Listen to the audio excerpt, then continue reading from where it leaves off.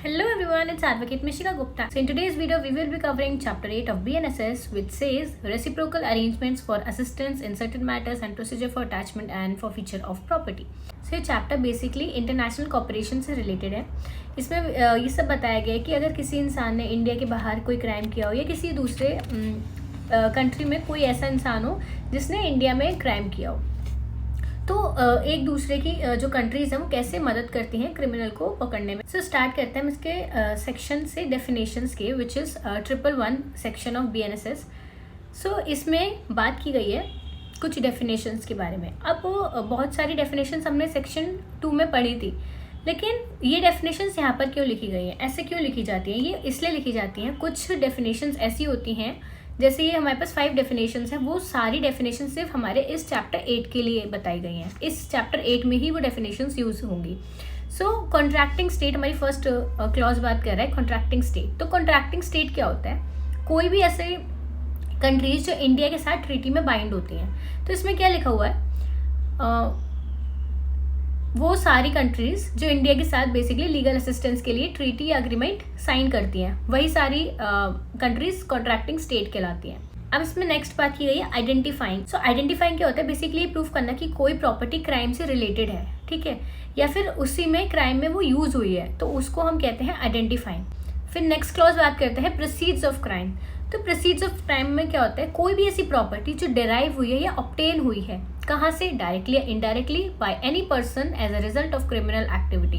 तो अगर हम इजी लैंग्वेज में समझें तो कोई भी ऐसी प्रॉपर्टी जो किसी इलीगल एक्टिविटी के जरिए डायरेक्टली हो, चाहे वो इनडायरेक्टली हो, मिली हो।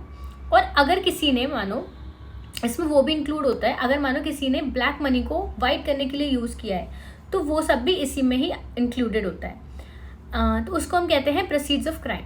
सो नेक्स्ट डेफिनेशन है D clause, that is property. Property क्या होता है? तो इसमें बताया गया है means property and asset of every description, whether corporeal, incorporeal, movable, immovable, tangible, intangible and in short अगर हम समझें, सिर्फ वो लैंड या बिल्डिंग्स नहीं होती, बल्कि इसमें हर तरह की प्रॉपर्टी इंक्लूडेड होती है। जैसे मानो कैश हो, शेयर्स हो, इंटेलेक्चुअल प्रॉपर्टी हो, डिजिटल एसेट्स हो, या कोई भी ऐसा डॉक्यूमेंट जो कि किसी प्रॉपर्टी के ओनरशिप को प्रूव करता है, तो वो सब चीज़ इसमें प्रॉपर्टी मानी गई है। अब इसमें नेक्स्ट है ट्रेसिंग। ट्रेसिंग मतलब कोई भी प्रॉपर्टी का असली मालिक, उसका सोर्स, किसने कब कहाँ ट्रांसफ़र की, ये सब ट्रैक करने का जो प्रोसेस है उसे हम ट्रेसिंग कहते हैं। इसमें क्या लिखा है? Determining the nature, source, disposition, movement, मतलब बेसिकली जो भी सारा रिकॉर्ड है वो ट्रेसिंग कहलाता है कि उसने कब ट्रांसफ़र की, ओनरशिप कब दी, किसको दी, कैसे दी, वो सब जो प्रोसेस है उसे हम ट्रेसिंग कहते हैं। सो यहाँ होता है हमारा सेक्शन खत्म। नेक्स्ट आते हैं 112। 112 बात कर रहा है letter of request to competent authority for investigation in a country और प्लेस आउटसाइड इंडिया। सो ये जो प्रोविजन है वो इंटरनेशनल इन्वेस्टिगेशन से रिलेटेड है। बेसिकली किसी क्राइम के इन्वेस्टिगेशन के दौरान दूसरे कंट्री में एविडेंस होने का शक होता है, तो इंडियन क्रिमिनल कोर्ट उस देश की, उस कंट्री की अथॉरिटी या फिर उसके कोर्ट को लेटर ऑफ रिक्वेस्ट भेज सकती है। और इसमें लेटर ऑफ रिक्वेस्ट हमारा कोर्ट डायरेक्टली नहीं भेजता है, वो इसका प्रोसेस बताया गया, उसको समझते हैं। सो जो लेटर ऑफ रिक्वेस्ट है, पहले उसको समझते हैं उसका पर्पस क्या है। अगर किसी फॉरेन कंट्री में कोई भी ऐसा इंसान है या कोई ऐसा डॉक्यूमेंट है जो हमारे इंडिया में केस से रिलेटेड हो, तो उस कंट्री की कॉम्पिटेंट अथॉरिटी को रिक्वेस्ट भेजी जा सकती है। अब वो रिक्वेस्ट क्यों भेजी जा रही है? वो इसलिए भेजी जा रही है ताकि वो जो कंट्री है वो उस इंसान का स्टेटमेंट रिकॉर्ड कर सके, कोई ऐसा ज़रूरी डॉक्यूमेंट या एविडेंस हो तो उसे कलेक्ट कर सके, और उसके बाद इन सबको इंडियन कोर्ट में भेजे। ये इसका पर्पस है। अब ये जो लेटर ऑफ रिक्वेस्ट है वो कैसे भेजी जाती है? इसमें ये जो लेटर ऑफ रिक्वेस्ट है, सेंट्रल गवर्नमेंट का रोल आता है। सेंट्रल गवर्नमेंट का जो स्पेसिफाइड प्रोसेस है वही फॉलो करता है इंडियन कोर्ट, एंड उसके अकॉर्डिंग ही भेजा जाता है। अब इसमें नेक्स्ट एक चीज़ बात की गई है, अब वो जो एविडेंस है उसकी इंडिया में क्या वैल्यू मानी जाती है। तो जो भी स्टेटमेंट हो, डॉक्यूमेंट हो, या ऐसा कोई भी ऑब्जेक्ट है जो फॉरेन कंट्री से मिला है, उसे इंडिया में इन्वेस्टिगेशन का ऑफिशियल एविडेंस ही माना जाएगा। उसकी उतनी ही वैल्यू होगी जितनी मानो इंडिया में एविडेंस मिलने की होती है। सो यही हमारा 112 सेक्शन बात कर रहा है। सो अब आते हैं 113 सेक्शन पर, जो बात कर रहा है letter of request from a country और place outside India to a court of an authority for investigation in India. तो प्रीवियस सेक्शन में हमने बात करा कैसे इंडिया बाहर की कंट्री से एविडेंस वगैरह मांग सकती है, तो ऐसे ही बाहर की कंट्री भी इंडिया वालों से एविडेंस या कुछ मांग सकता है। वो कैसे मांगेगा, उसका क्या प्रोसीजर है, वो बता रहा है 113। सो स्टार्ट करते हैं। सबसे पहले इसमें यही चीज़ है कि फॉरेन लेटर ऑफ रिक्वेस्ट का क्या प्रोसेस है, वहाँ से वो लेटर ऑफ रिक्वेस्ट आएगा तो उसका क्या प्रोसेस है।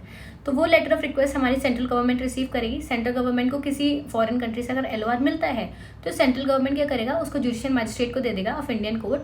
एंड अब जुडिशियल मैजिस्ट्रेट क्या करेंगे, उनका स्टेटमेंट अगर रिकॉर्ड करवाना है तो वो करवाएंगे, अगर एविडेंसेस कलेक्ट करने हैं तो वो वैसे ही सारा प्रोसेस जो भी है वो फॉलो जुडिशियल मैजिस्ट्रेट करेंगे। अब जुडिशियल मैजिस्ट्रेट को भी दे सकते हैं। दूसरा इसमें लिखा है वो police central government police officer को भी वो दे सकते हैं लेटर ऑफ रिक्वेस्ट। अब अगर वो पुलिस ऑफिसर को देते हैं तो जो भी इन्वेस्टिगेशन है वो पुलिस ऑफिसर करेंगे एंड वो ऐसे उस लेटर ऑफ रिक्वेस्ट को ट्रीट करेंगे जैसे जो क्राइम है वो मानो इंडिया में ही हुआ होता, तो आप उसे कैसे सॉल्व करते, तो वो उसको ऐसे ट्रीट करेंगे मानो जैसे इंडिया में ही हुआ हो। फिर अब जो भी एविडेंसेस हैं वो सब कलेक्ट हुए, वो कैसे फॉरवर्ड किए जाएंगे, तो वो जो भी स्टेटमेंट्स हैं, जो भी डॉक्यूमेंट्स हैं या कोई भी ऐसी चीज़ मिली है तो उसे सेंट्रल गवर्नमेंट फॉरेन कंट्री की कोर्ट या अथॉरिटी को भेज देगी। तो इसमें क्या होता है, कोर्ट टू कोर्ट डायरेक्ट बात नहीं करती, इसमें सेंट्रल गवर्नमेंट बीच में रोल प्ले करती है। तो अब जो भी एविडेंस जो भी कलेक्ट होगा सेंट्रल गवर्नमेंट को दिया जाएगा एंड सेंट्रल गवर्नमेंट उसको बाहर की कंट्रीज़ में जो भी कंपिटेंट अथॉरिटी होगी वहाँ पर वो शेयर कर देगी। सो अब 114 बात कर रहा है assistance in securing transfer of person. So ये जो प्रोविजन है वो इंटरनेशनल लेवल पर क्रिमिनल्स या विटनेसेस की ट्रांसफर से रिलेटेड बात कर रहा है। जब किसी मतलब कॉन्ट्रैक्टिंग स्टेट में कोई ऐसा इंसान है जो किसी इंडियन केस से रिलेटेड हो या इंडिया में कोई ऐसा इंसान हो जो फॉरेन केस से रिलेटेड हो, ठीक है, तो उसकी अटेंडेंस या अरेस्ट के लिए जो भी प्रोसीजर है वो बात उसको समझते हैं। सबसे पहले इसमें लिखा है फॉरेन कंट्री में वारंट एग्जीक्यूट अगर करवाना है, तो अगर इंडियन कोर्ट किसी इंसान का अरेस्ट वारंट या किसी डॉक्यूमेंट एविडेंस के लिए सम्मन्स इशू करती है जो किसी फॉरेन कंट्री में है, ठीक है, तो सेंट्रल गवर्नमेंट के स्पेसिफाइड प्रोसेस को फॉलो किया जाता है एंड उस देश के कोर्ट या जो भी मैजिस्ट्रेट है वो उसको भेजा जाएगा जो कि वो वहाँ पर एग्जीक्यूट करवाएंगे। तो इसका सेकंड सबसेक्शन क्या बात कर रहा है, अब मानो अगर इन्वेस्टिगेशन के दौरान पुलिस या फिर मैजिस्ट्रेट को लगता है कोई ऐसा इंसान है जो फॉरेन कंट्री में है, ठीक है, लेकिन उसकी अटेंडेंस चाहिए, तो कोर्ट क्या करता है, सम्मन्स या वारंट इशू करता है जो फॉरेन कंट्री की कोर्ट या फिर मैजिस्ट्रेट को भेजा जाता है, ठीक है। अब फॉरेन कंट्री से इंडिया में वारंट का एग्जीक्यूशन है तो वो कैसे करवाया जाएगा, तो अगर किसी फॉरेन कंट्री की कोर्ट को किसी इंसान का अरेस्ट वारंट इंडिया में भेजती है तो इंडियन कोर्ट उसको एग्जीक्यूट करेगी जैसे कि वो इंडिया में किसी दूसरी कोर्ट से ही आया हो, उसको ऐसे मान के वो उसको एग्जीक्यूट करवाएगी। अब ये तो वारंट सम्मन्स ये सब हो गया। अब मानो प्रिजनर का ही ट्रांसफ़र करवाना है तो उसके क्या कंडीशंस है वो समझते हैं। अगर इंडिया से किसी प्रिजनर को फॉरेन कंट्री में भेजना हो तो सेंट्रल गवर्नमेंट या फिर कोर्ट इस पर कंडीशंस भी लगा सकती है। अगर मानो कोई फॉरेन प्रिजनर है और इंडिया में ट्रांसफ़र होता है उसका, तो इंडियन कोर्ट इंश्योर करेगी कि उस कंट्रीज़ की जो भी कंडीशंस हैं वो फॉलो हो रही हैं या नहीं। तो ये सारी ड्यूटी सेंट्रल गवर्नमेंट पर लगाई गई हैं। सो यही हमारा बात करता है सेक्शन 114। अब आते हैं 115 पर, assistance in relation to orders of attachment और फॉरफीचर ऑफ प्रॉपर्टी। सो ये जो प्रोविजन है वो रिलेटेड है इंटरनेशनल लेवल पर प्रॉपर्टी अटैचमेंट और फॉरफीचर कैसे होता है, ठीक है। मानो कोई इंसान है जिसने क्रिमिनल एक्टिविटी की है या कोई ऐसी एक्टिविटी करी है जो इलीगल है और उसकी जो प्रॉपर्टी है वो किसी फॉरेन कंट्री में है, ठीक है, तो उसे सीज करने का क्या लीगल प्रोसेस है, कैसे की जाएगी उसकी प्रॉपर्टी सीज, तो वो बात करते हैं।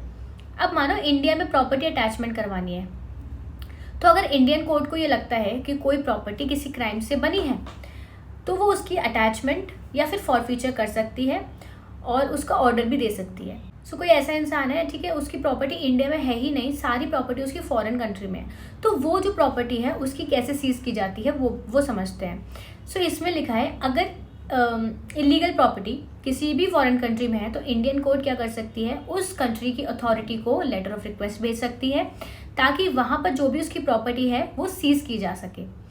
अब अगर फॉरेन कंट्री से इंडिया में प्रॉपर्टी सीज करने की रिक्वेस्ट आए तो कैसे होगा, हम तो भेज रहे हैं रिक्वेस्ट प्रीवियस सबसेक्शन में, ये थर्ड सबसेक्शन बात कर रहा है। मानो अगर फॉरेन कंट्री से रिक्वेस्ट आती है इंडिया में प्रॉपर्टी सीज करने के लिए तो क्या होगा, इंडिया में कोई भी ऐसी प्रॉपर्टी है जो क्राइम से जुड़ी है तो सेंट्रल गवर्नमेंट को वो रिक्वेस्ट भेज सकती है और सेंट्रल गवर्नमेंट उस रिक्वेस्ट को इंडियन कोर्ट को भेज सकती है, ठीक है, जो कि सेक्शन 116 से 122 या फिर किसी और लॉ के अकॉर्डिंग उस ऑर्डर को एग्जीक्यूट करवाया जाएगा। ये इसका प्रोसेस बताया गया है। अब आते हैं 116 पर, तो identifying unlawfully acquired property. So ये जो प्रोविजन है ये अनलॉफुली एक्वायर्ड प्रॉपर्टी से रिलेटेड है, मतलब उसको ट्रेस, उसको आइडेंटिफाई का कैसे प्रोसेस किया जाएगा वो सब बता रहा है। मानो कोई भी ऐसी प्रॉपर्टी है जिस पर इलीगल होने का शक होता है, तो कोर्ट या फिर पुलिस उस पर इन्वेस्टिगेशन का ऑर्डर कैसे दे सकती है।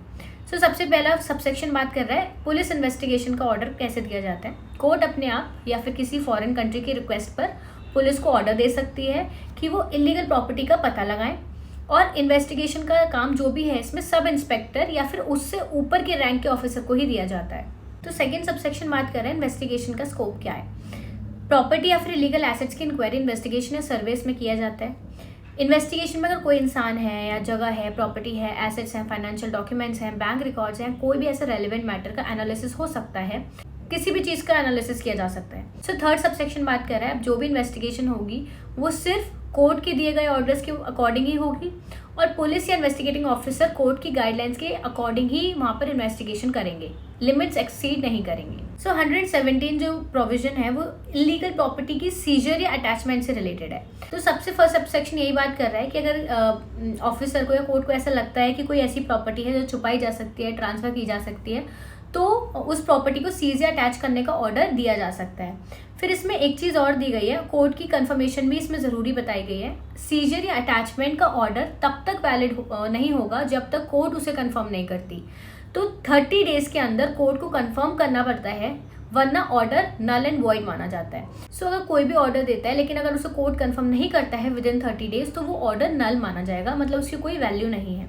अब आते हैं 118 पर, मैनेजमेंट ऑफ प्रॉपर्टीज सीज्ड और फॉरफिटेड अंडर दिस प्रॉपर्टी। अब मानो कोई ऐसी प्रॉपर्टी है जो सीज कर ली गई है या फिर परमानेंटली गवर्नमेंट के नाम कर दी गई है, तो उस प्रॉपर्टी को कैसे मैनेज किया जाता है। ठीक है, तो सबसे पहले समझते हैं, एक एडमिनिस्ट्रेटर का अपॉइंटमेंट होता है। इसमें फर्स्ट सबसेक्शन बात कर रहे हैं कोर्ट डिस्ट्रिक्ट मैजिस्ट्रेट को एडमिनिस्ट्रेटर अपॉइंट कर सकती है, और अगर डीएम चाहते हैं तो वो किसी दूसरे ऑफिसर को भी नॉमिनेट कर सकते हैं, जो वो क्या करेंगे, उस प्रॉपर्टी को मैनेज करेंगे।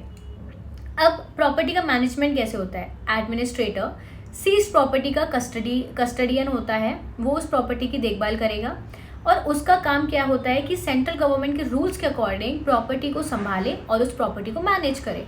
अब मानो कोई प्रॉपर्टी ऐसी है जो फॉरफिटेड हो चुकी है, उसका डिस्पोजल कैसे होगा। तो फॉरफीचर का मतलब अगर प्रॉपर्टी सेंट्रल गवर्नमेंट के नाम हो चुकी है तो एडमिनिस्ट्रेटर उसको बेचने या फिर उसको डिस्प्यूज करने के लिए सेंट्रल गवर्नमेंट के ऑर्डर्स को ही फॉलो करेगा। जो सेंट्रल गवर्नमेंट कहेगी उसी के अकॉर्डिंग एडमिनिस्ट्रेटर काम करेगा।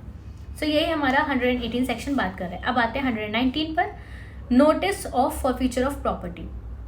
तो ये प्रोविजन बेसिकली फॉरफीचर का प्रोसेस बताता है। जब किसी इंक्वायरी या इन्वेस्टिगेशन के बाद कोई ऐसी प्रॉपर्टी है जिस कोर्ट को लगता है कि ये प्रोसीड्स ऑफ क्राइम है। प्रोसीड्स ऑफ क्राइम यानी कोई ऐसी प्रॉपर्टी जो क्राइम से बनी है या क्राइम से रिलेटेड है, तो उस प्रॉपर्टी को मालिक को जो है नोटिस वगैरह दिया जाता है। तो वो समझते हैं कैसे होता है, फॉरफीचर करने का क्या प्रोसेस है वो समझा रहे हैं। तो सबसे पहले नोटिस भेजा जाता है। तो अगर कोर्ट को लगता है कि कोई ऐसी प्रॉपर्टी है जो क्राइम से जुड़ी है, तो वो ओनर को 30 डेज का नोटिस भेजती है। नोटिस में ये मांगा जाता है कि ओनर बताए क्या क्या उसके पास ये प्रॉपर्टी कैसे आई, उसका सोर्स ऑफ इनकम क्या है, उसके पास कोई प्रूफ है कि ये प्रॉपर्टी लीगल है, और फोर्थ अगर एविडेंस है तो एविडेंस दो, वरना प्रॉपर्टी सीज कर दी जाएगी। अब अगर प्रॉपर्टी किसी और के नाम होती है तो क्या होता है, अगर मानो कोई और इंसान ऐसा है जो प्रॉपर्टी को सिर्फ नाम का मालिक बन के होल्ड कर रखा है, तो उसको भी नोटिस दिया जाता है। ठीक है, यही है 119 बात कर रहा है। 120 बताता है forfeiture of property in certain cases. ये प्रोविजन फॉरफीचर का फाइनल स्टेप है। जब कोर्ट किसी की प्रॉपर्टी को प्रोसीड्स ऑफ क्राइम डिक्लेयर कर देता है तो वो गवर्नमेंट के कंट्रोल में चली जाती है। अब फाइनल डिसीजन पर ये बात करते हैं। सबसे फर्स्ट सबसेक्शन हमारा बात कर रहा है final decision on property. Court show cause notice का जवाब और अवेलेबल एविडेंस देखने के बाद डिसाइड करती है कि वो प्रॉपर्टी क्राइम से जुड़ी है या फिर नहीं। अगर ओनर को सुनने का मौका इसमें ओनर को सुनने का मौका भी दिया जाता है। अगर ओनर को 30 डेज में कोर्ट में अपीयर नहीं होता है तो एक्स पार्टी ऑर्डर पास कर दिया जाएगा। ठीक है, तो यही हमारा सबसेक्शन बात कर रहा है। अब इसमें एक चीज़ है, अगर मानो प्रॉपर्टी को क्लियरली आइडेंटिफाई करना पॉसिबल ना हो, कोर्ट अपने बेस्ट जजमेंट के बेसिस पर भी डिसाइड कर सकती है इसमें कि कौन सी प्रॉपर्टी क्राइम से जुड़ी है और कौन सी प्रॉपर्टी उसको सीज कर सकती है। अब मानो जो भी कोई ऐसी प्रॉपर्टी है जो प्रोसीड्स ऑफ क्राइम डिक्लेयर हो चुकी है, तो बिना किसी डेट या लीगल क्लेम के डायरेक्ट सेंट्रल गवर्नमेंट की वो प्रॉपर्टी नाम कर दी जाती है। अब मानो कोई ऐसी प्रॉपर्टी है जो शेयर्स हैं, ठीक है, तो शेयर्स का कैसे ट्रांसफ़र किया जाता है। अगर फॉरफिटेड प्रॉपर्टी मानो किसी कंपनी के शेयर्स हैं, तो कंपनीज एक्ट काम नहीं करेगा यहाँ पर, और कंपनीज को ये शेयर्स सेंट्रल गवर्नमेंट के नाम ट्रांसफ़र करने पड़ेंगे। अब आते हैं नेक्स्ट पर 121, fine in lieu of forfeiture. ठीक है, तो ये जो प्रोविजन है बेसिकली फॉरफीचर के बदले में फाइन भरने का एक ऑप्शन देता है। अगर मानो कोई प्रॉपर्टी का कुछ पार्ट सिर्फ इलीगल प्रूव होता है, तो पूरी प्रॉपर्टी सीज नहीं होती है। ओनर को मार्केट वैल्यू के बराबर फाइन भरने का ऑप्शन दिया जाता है ताकि प्रॉपर्टी उसके पास ही रहे। उसमें फाइन इम्पोज करने से पहले ओनर को अपनी बात रखने का एक मौका भी दिया जाता है। अब फाइन भरने पर प्रॉपर्टी उसे वापस मिल सकती है। अगर ओनर टाइम पर फाइन भरता है तो कोर्ट फॉरफीचर ऑर्डर को कैंसिल कर सकती है और प्रॉपर्टी उसके पास ही वापस रिलीज हो जाएगी। सो अब आते हैं नेक्स्ट सेक्शन पर 122, certain transfers to be null and void. कौन कौन से ऐसे ट्रांसफर्स हैं जो नल एंड वॉइड माने जाएंगे, जिनकी कोई वैल्यू नहीं है। तो ये बेसिकली प्रोविजन रिलेटेड है। कोई ऐसी प्रॉपर्टी है जो इलीगल है और उसका ट्रांसफ़र कर दिया जाता है, तो वो जो भी ट्रांसफ़र होगा वो नल एंड वॉइड माना जाएगा। अगर किसी प्रॉपर्टी पर अटैचमेंट या फिर फॉरफीचर का नोटिस लग चुका है, तो उसके बाद अगर कोई भी ऐसा ट्रांसफ़र किया गया है तो वो वैलिड नहीं माना जाएगा। सो फर्स्ट सबसेक्शन इसमें बात कर रहा है, फॉरफीचर नोटिस के बाद प्रॉपर्टी ट्रांसफ़र नहीं की जा सकती है। अगर मानो कोर्ट ने किसी प्रॉपर्टी को सीज या फिर अटैच कर दिया है, तो उसको ना वो बेच सकते हैं, ना वो गिफ्ट कर सकते हैं, या फिर वो किसी और के नाम भी ट्रांसफ़र नहीं कर सकते, क्योंकि उसका कोई फ़ायदा ही नहीं होगा, वो नल एंड वॉइड माना जाएगा। और ऐसे ट्रांसफर्स की जो भी प्रोसीडिंग्स हैं वो वैलिड नहीं मानी जाती है। अब इसमें एक चीज़ है, अगर मानो प्रॉपर्टी बाद में फॉरफिट हो जाए तो ट्रांसफ़र नल एंड वॉइड होगा या नहीं। तो अगर प्रॉपर्टी इलीगल प्रूव हो जाती है और सेंट्रल गवर्नमेंट के नाम हो जाए, तो जो भी ट्रांसफर्स किए गए थे वो ऑटोमेटिकली कैंसिल हो जाएंगे। अब इस सेक्शन की इंपॉर्टेंस क्या है, तो कई लोग ऐसे होते हैं अपनी इलीगल प्रॉपर्टी को फॉरफीचर से बचाने के लिए बेच देते हैं, दूसरे के नाम कर देते हैं ट्रांसफ़र। तो ये जो प्रोविजन है वो ऐसे लोगों के लिए ही बनाया गया है। जैसे मानो मनी लॉन्ड्रिंग के जो केसेस होते हैं या फिर बेनामी प्रॉपर्टी के जो भी केसेस होते हैं, उनके लिए सेक्शन काफ़ी इंपॉर्टेंट होता है। सो अब आते हैं 123 पर, procedure in respect of letter of request. तो ये जो सेक्शन है वो इंडिया और दूसरे कंट्रीज़ के बीच में लीगल असिस्टेंस का प्रोसेस बताता है। जब सेंट्रल गवर्नमेंट किसी और कंट्री से या फिर किसी और कंट्री को लेटर ऑफ रिक्वेस्ट भेजती है, तो उसका जो भी फॉर्मेट है, जो भी प्रोसीजर है, वो गवर्नमेंट ही डिसाइड करती है। तो वो सब बात कर रहे हैं। इसमें इंटरनेशनल लीगल कॉपरेशन के बारे में बताया गया है। अगर मानो किसी फॉरेन कंट्री या फिर अथॉरिटी से letter of request, summons, warrants आते हैं, तो सेंट्रल गवर्नमेंट उसको इंडिया में सही कोर्ट तक पहुंचाती है। और वही अगर इंडिया किसी दूसरे कंट्री में भेजता है, लीगल असिस्टेंस मांगता है, तो ये रिक्वेस्ट सेंट्रल गवर्नमेंट के थ्रू ही भेजी जाती है। और कौन से फॉर्मेट में रिक्वेस्ट भेजनी है, कैसे प्रोसेस होगी, ये सब जो है सेंट्रल गवर्नमेंट अपनी नोटिफिकेशन के थ्रू ही स्पेसिफाई करेगी। अब आते हैं 124 पर, एप्लीकेशन टू दिस चैप्टर। सो ये जो प्रोविजन है वो सेंट्रल गवर्नमेंट को ये पावर देता है कि वो किसी भी कॉन्ट्रैक्टिंग स्टेट के साथ लीगल असिस्टेंस के टर्म्स को डिफाइन कर सकते हैं। अगर इंडिया ने किसी कंट्री के साथ म्यूचुअल लीगल असिस्टेंस का अग्रीमेंट किया है, तो गवर्नमेंट एक ऑफिशियल नोटिफिकेशन के थ्रू बता सकती है और ये चैप्टर उस कंट्री के लिए भी अप्लाई किया जाएगा। सो जो भी कंडीशंस होती हैं वो गवर्नमेंट एक नोटिफिकेशन के थ्रू सेट कर देती है। सो यहाँ पर ये चैप्टर खत्म होता है। आई होप आपको समझ आया हो। कोई भी डाउट हो you can comment it down below. And अगर आपको वीडियो हेल्पफुल लगा हो, थोड़ा सा भी इन्फॉर्मेटिव लगा हो, सो लाइक करें, शेयर करें, सब्सक्राइब करें, वरना जाने दें। Thank you for watching.